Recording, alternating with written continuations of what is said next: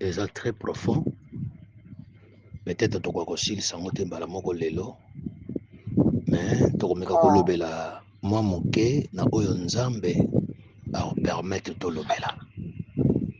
Eza passage totangaka ngo mingi, mais depuis avant-hier nzambe ayebisanga eloko moko sur ce passage. Namonaka ke totangaka ngo kaka ndenge wana toyebaka profondeur ya passage wana te. Yango tolingi topartage mo moko ezalaka na passage wana totiaka yango mpenza kate, me tolobaka kaka. Me mo wana yango nde moto esimbi makambo nyonso eza spirituel ya bavi na biso. E passage wana j'espère ke biso nyonso presque toyebi na biso yango. Eza na psaume 37 verset 5. Je crois bien que ya Mireille ayebi verset wana. Oh Bible lobi, recommande ton sort à l'Éternel, mets en lui ta confiance et il agira. Psaume 37 verset 5. Recommande ton sort à l'Éternel, mets en lui ta confiance et il agira. Tolinto partager sur un thème babengi les sorts. Sort oyo bazoloba eza ya kobima te. Les sorts oyo bazolobela na Bible eza te ko eza eloko moko kaka ya ndenge wana. Les sorts, selon définition, balobi c'est le choix à quelqu'un du fait du hasard ou d'une prédestination supposée. C'est-à-dire que ça eloko moko oyo balobaka na vie ya moto yo babengi sort, oyo ka ba jetele sort. Ko jeter sort ezali situation moko réservée à une personne, à une catégorie de personnes. To babengaka ngo malchance. Yo babengaka sort. O babwaki les mauvais sorts. C'est-à-dire que total ka verset wana recommande ton sort à l'Éternel. Toyebaka kokota na bozindo ya sorte. Or passage oyo yango esimbi délivrance ya vie ya mwana nzambe. Yango balobi sort eza situation moko boye basali pona moto. Eza situation moko eza réservé pona moto. Eza situation moko ezali pona catégorie ya moto. Donc eza mwa malchance moko babwakeli yango nzambe alobi recommande ton sort à l'Éternel. C'est-à-dire que recommander malchance na yo epa na nzambe. Recommander effet magique nyonso baloba epai na yo epa na nzambe. Les sorts c'est l'effet magique. Généralement néfaste. C'est-à-dire que sort nyonso ezalaka ya malamu te, ezalaka ya mabe. Et sort nyonso ezalaka toujours en relation avec une opération de sorcellerie. O babengaka envoûtement. Envoûtement eza nini? Eza moto moko asali mwa ekeko moko boye. Mwana popi apesi yango kombo Palmera. Soka azwi mwa tonga atubi na motu esika Palmera aza akoyoka motu esali ni esui. Soka bete gogo esika Palmera aza akosantiri ke motu ebando beta. Yango babengaka envoûtement. Envoûtement wana esalamaka kaka par un sort. Moto alobi abwaki maloba, a jeté un sort, a jeté ba parole moko maléfique, ba parole à malédiction pa ya moto, de balobaka kosaka. Soka saki po na vie ya moto, okomona makambo wana nyonso alobi na butu ebandi kosalama na vie ya moto wana na moi. Yango babengi jeter un sort. Donc jeter un sort ezali ko jeter un maléfice, une malédiction epai ya moto. Et basoro wana elikaka par des rituels. ba rituel wana ezalaka toujours mystique ou démoniaque. Yango nzambe na passage oyo ayebisi biso to recommande basor nyonso epa na ye. Mais basor yango eza ndenge nini? Il y a plusieurs sortes de sortes. Il y a des sorts de malédiction. Il y a des sorts o babengaka ya maladie. Bacha maladie moko boye. Do bango basaka bazwi maladie moko bache. Do maladie wana eza po elia kaka mbongo. Eza teke po esimbisa yo mbongo. Eza kaka po na yo mbongo esilaka. Mokolo kaka mbongo ekozanga penza nyonso ata moke emonani te baprofite bazwi moto wana. Ça, c'est ce qu'on appelle les sorts de la maladie. Les hommes sous moto babwakeli les sorts de la mort. Do ti atambolaka na liwa.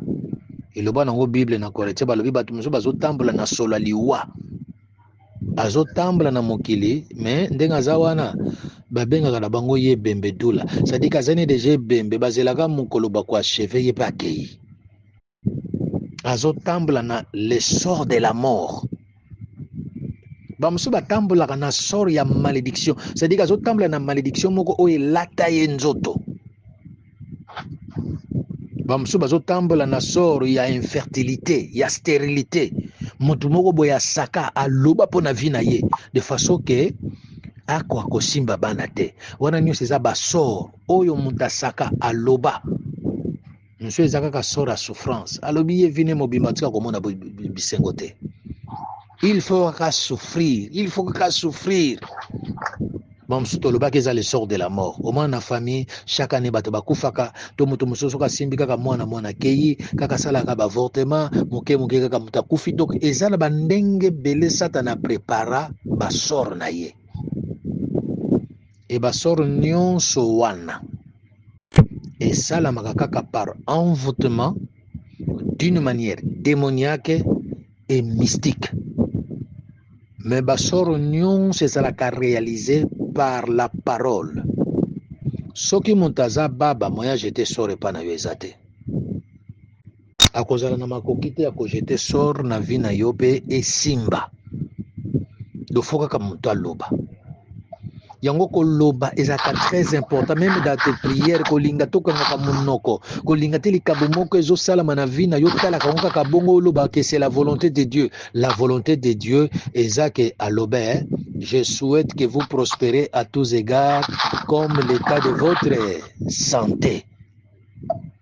Ça dit que les sorts ce que zai loko moko ezo nyoko langa na vie, je ne peux pas accepter ça. Il faut na yebisa nzambe, je ne veux pas ça. Et comme je ne veux pas ça, qu'est-ce que je vais faire? Je vais recommander ces sorts à l'Éternel. Yango nzambe azoloba ba mauvais sorts nyonso. Qu'est-ce que nous devons faire face aux mauvais sorts? Nzambe alobi recommandant pananga. Toyebite maloba nini baloba. Maloba nini basaka na butu. Baloba na butu, baloba na moi, baloba na zamba, baloba na mai, baloba na toilette, baloba na wenze, baloba soke sika nini. Nzamba lobi recommandant pananga. Soke zana basor moko baloba likola vina yo. Recommandant painanga. Kokene ko recommandant pa ya mutu te. Ogo kende pa ya nganga, nganga nandoki bakoperaka. Bakolongola soro oyo babakisi eloko mosusu. Yango nzamba zoloba si vous avez des problèmes, bokende pa ya mutu mosusu te bo recommander yango epa na ngai. Bokende pa ya mutu mosusu te parce que boke pa ya bato. Mota mokili okoki kopesa sor na yo ole ya sunga yo ye koto azekeli susu asunga yo po zinda bien. Yango nzamba lobi bozwa basor na bino nyonso wana bo recommandant epa na ngai. Quel que soit temps oyo likambo wana esali na vie na yo, kokipe temps esali te, kokipe bane esali te, kokipa te soki nani moto alobi yango, mais nzamba lobi recommande ton sort à l'Éternel. Donc, Moutou Nezali, que faire face au mauvais sort? Nzamba le belo kaliboso, recommande-la. Recommandons et pas Nzambe. Ce qu'on recommande, sort à maladie, sort de la mort, sort à malédiction, sort à infertilité et stérilité, sort à souffrance, toutes sortes de sorts wana, ce qu'on recommande, on pas na ye. Si m'a ko recommandé, et l'eau a mis balé. La psom wana alobi, mets en lui ta confiance. Ta confiance n'est pas dans Nzambe. Ko compter les choses na basor wana te. Ko ta la grandeur ya bato babwa kilo basor te. Ko ta la bane salité. Ko ta la monene na bango te. Mais mets ta confiance et pas dans Nzambe. Soko tu as confiance et pas dans ngate bako beta yo. Soko tu as confiance et pas dans Nzambe te oko échouer. Et là comme ça talobi, il agira. Donc Nzambe ko agir dans ta vie si tu ne mets pas confiance dans la prière yozo sala. Si tu as confiance en Nzambe te kendenge ngana na présence en Nzambe bongana ko bima molongi, Dieu aussi a ko agir te. Il est comme son nom. Psaume 74 à l'objet, avec Dieu, nous ferons des exploits et il écrasera nos ennemis. Ça dit tant que tu pas avec foi, tu sais qu'il est capable d'agir. Il a toute sa force. Il a toutes les capacités ya kolongolanga dans ces mauvais sorts. Tokomona yango ekokokisama. Amen. Nzamba yebaka toujours ko agir na manière yozo benela ye. Nzamba yebaka toujours ko agir na ndenge yo peseli yo confiance. Soko pesi confiance te a osala pete. Ato gangi ndenge nyonso lingi. Ata o gêné. Mais si tu n'as pas confiance, et makambo ndenge nga na ye nongo pa Nzambe, et c'est une solution. Et si na zui kimia, et si na zui lobiko. Donc confiance eza lokola doki ozomona ke donc soki moto azui likambo nga na kozolanga kimia. Donc confiance c'est ça là que moto à la l'aise et pas moto wana. Quel que soit problème azana soki ka moto wana apparaître. Donc baramoka zui kimia, il a confiance que il trouvera une solution.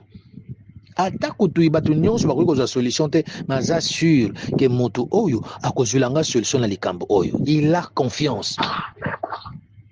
Donc la confiance dans la prière vis-à-vis de notre Dieu est très importante.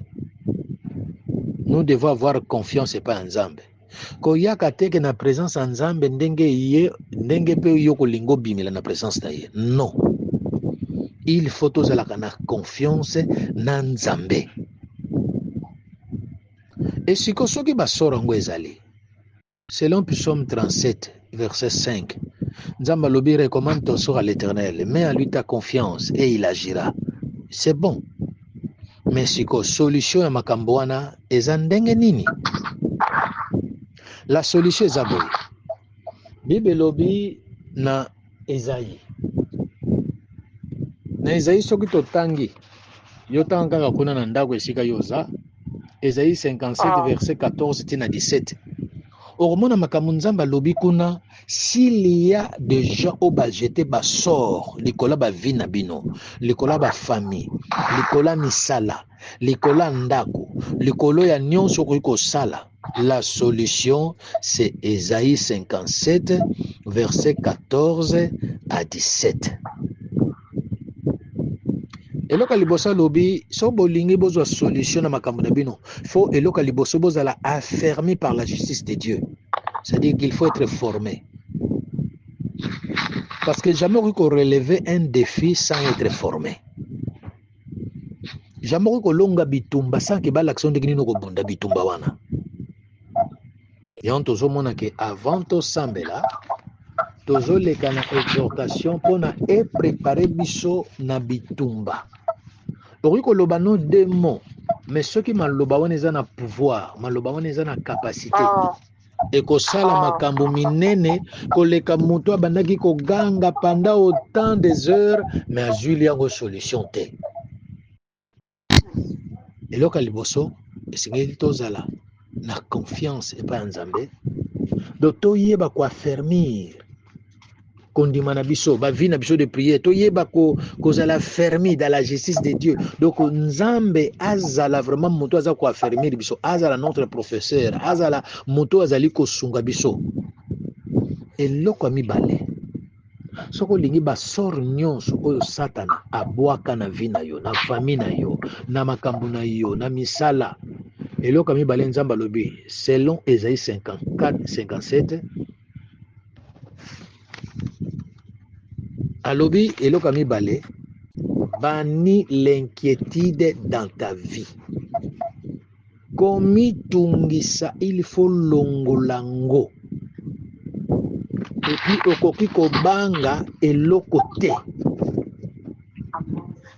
parce que moto azobanga aganyaka bitumba te, moto azobanga alongaka te, moto azobanga akendaka liboso te. Yango nzambe na Bible na Philippiens chapitre 4 verset 6 à 7 aloba boye, ne vous inquiétez de rien, en toute chose faites connaître vos besoins à Dieu par des prières, des supplications avec les actions de grâce. Et la paix de Dieu qui surpasse toute intelligence gardera vos cœurs et vos pensées en Jésus-Christ. Yango nzambe azoloba il faut quoi bannir inquiétude, komitungisa okomitungisa pona nini parce que oza na nzambe aza makasi. Okomitungisa pona nini parce que oza na nzambe alongolaka basor koleka bato nyonso. Okomitungisama pona nini parce que oza na nzambe oyo azali babengaka ye l'Éternel des armées. Omitungisa pona nini parce que oza na nzambe oyo abikisaka koleka baminganga nyonso. Yango nzambe alobi soko lingi basoro wana nyonso elongwa longola kobanga, quel que soit likambo ekoya na vi na yo kotya kobanga te liboso, longola inquiétude. Kobanga elongolaka force epai ya moto nyonso oyo azali kobunda. Soka moto azobanga elongolaka force, elongolaka espoir, elongolaka ye oyo nyonso okoki kozala makasi na ye. Eloko mosusu nzambe alobi soki oyepa na ye opesi ye basor na yo, baennemi na yo bakotombe sur ton pouvoir. Soko sali confiance et pas nzambe, tous tes ennemis tomberont à ton pouvoir. Ennemi moko te ya kozala telemela yo, ndenge nzambe yebisaki Josué, nul ne tiendra devant toi tant que tu vivras. Benemi na nyonso bakotombe devant yo. Makambo nazoloba eza na Esaïe wana. Soko tangi Esaïe 57 okomona ngo. Nzamba lobi soko tchenga confiance benemi no nyonso bakokwea, bato nyonso babwakelo basoro na ngai nzambe na kokweyisa bango, me na kokweyisa bango na pouvoir na yo. Donc ekosala ke yo olonga bango bakotikala kolongo te soki yo tche confiance pa nzambe. Eloko mosusu nzambe alobi amine soki olingi koluka solution ya makambo na yo, frayeur epusa na pene na yo te kolenga, tikaka kolenga. Ennemi alengisa yo te, yo nde moto kobangisa ye, akoki kobangisa yo te. Moto azotambola na nzambe abangaka eloko te, moto azotambola na nzambe babangisaka ye te, parce que azotambola na lion, azotambola na le plus grand dragon, azotambola na le plus grand serpent, azotambola na le lion de la tribu de Juda. Ça dit que yende moto akobangisa yakoki kobanga bato te. Eloko mosusu nzambe ayebisi biso soki totye confiance akokomisa biso badestructeur ya benemi na biso pe ya misala nyonso ya diable. Wana bakomi yango na Esaïe 54 verset 16. Soko tye nzambe confiance yaya yo nde kokoma destructeur ya baevre minemi. donc soki enemi soki satana amoni yo azobanga ayebi kaka lokola moto amonani awa nga misala na ngai ekobeba. Ndenge Démon Gadara ayebisaki Yesu, tu es venu pour nous tourmenter. Parce que bayeba que présence à Jésus est azali destructeur, il y a œuvre de l'ennemi. Bakoki kotika te misala ya diable elonga evanda na yango. Et eloko a sixième solution, wana de siko, il faut passer à l'action. Yango nde makambo oyo Bible Ésaïe 54 verset 17 elobi. Balobi toute langue qui se lèvera en jugement contre toi, tu la condamneras. Et puis balobi toute arme forgée contre toi et kozala nil et sans effet. C'est-à-dire qu'il faut passer à l'action. Il faut commencer maintenant à condamner tous les sorts. Oyo babwaka sur ta vie. O babwaka nayebite na misala na yo na ba projet. Ba soro nyonso wana babwaka sikoyo musala tolingi tosala sikoyo ya ko condamner kaka. Nous allons passer à l'action de condamner. Dieu nous a donné le pouvoir de marcher sur les serpents, sur les scorpions et sur toutes les puissances de l'ennemi. Et Yesu alobi, rien ne peut vous nuire. Maintenant, c'est le temps de passer à l'action, de prier, pour que basoro nyonso babwaka likola ba vina biso. Toko longolango tozongi sango bisike uti. Retour à l'expéditeur, retour au diable. Bakana ki yo bela, bango ba bela. Bakana ki yo kufa, bango ba kufa. Bakana ki yo souffrir, bango de ba souffrir. C'est-à-dire que nyonso oyo balingaki basale pai na yo ezonga. Condamner yango, zongisa yango, pe déclarer oyo lingi. Sima ya ko zongisa, déclarer bolamu yo lingi na vie na yo. E komona ngo ekokobisama.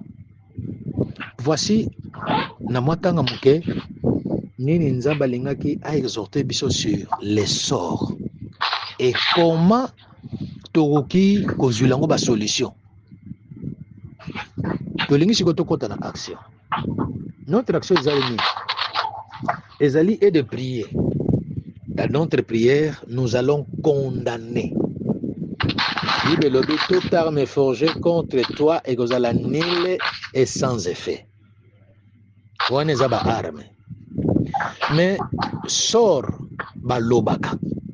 Yango Bible lobby toute langue qui se lèvera en jugement contre toi, tu la condamneras.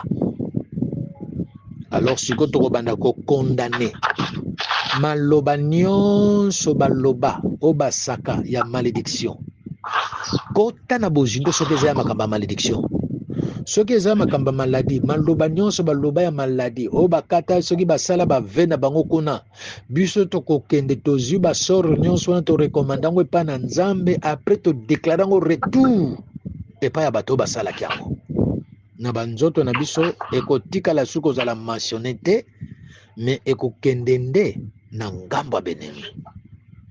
Voici ce que nous allons faire dans quelques minutes. Etikala na biso marque to déborder na moke yango nde tokosala lokola losambo. Nous allons passer à l'action de condamner. Bien aimé, tu connais bien ta vie, tu connais bien les combats oyo eza na vie na yo. Ennemi bayokelaki mawa te. Azala tata, azala mama, azala ndeko, azala nani, azala mwana, azala mobali, azala mwasi, bayokelaki mawa te. Parce que dans le monde des ténèbres, soko yoki mawa yo ba oboma yo. Nous allons condamner toute langue oyo ezoko sambisaka ba vie na biso, oyo ezobwaka ba sort, ezoloba maloba mabe, ezosaka contre avenir na biso, contre futur na biso, ya kolala te na buto alobaka pona vie na biso. Nzambe, Bible lobi, ils ont médité de me faire du mal, mais Dieu l'a changé en bien. Bakambwana nyonso biso toko changer na bolamu, mais mabe na bango nyonso ezonga na ngambo na bango. Voici maintenant le moment où esengeli tokota po eke toyeba ko passer à l'action ya kolongola ba sort nyonso baloba. sur ta santé, sur ton futur, sur ton travail, sur ta progéniture, sur ta conception, sur tout. Nyonso baloba. Tu es maintenant près de condamner. Donc, est-ce qu'on a présence en Zambé? Bon,